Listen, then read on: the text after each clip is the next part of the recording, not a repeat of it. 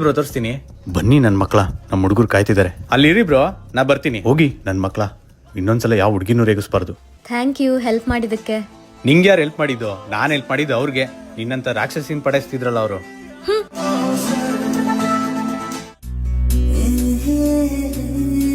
ಹರ್ಷಿತಾ, ಹಾ ಪ್ರಮೋದ್ಗೆ ತಿಂಡಿ ತಗೊಂಡೋಗಿ ಕೊಟ್ಬಿಡು, ನಂಗೆ ಸ್ವಲ್ಪ ಬ್ಯಾಂಕ್ ಕೆಲಸ ಇದೆ, ಹೋಗಿ ಬರ್ತೀನಿ.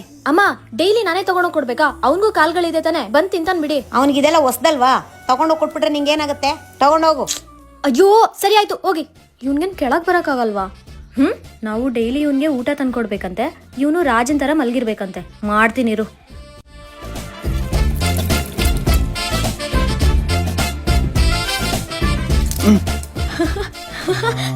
ಹ ಏನಾಯ್ತು?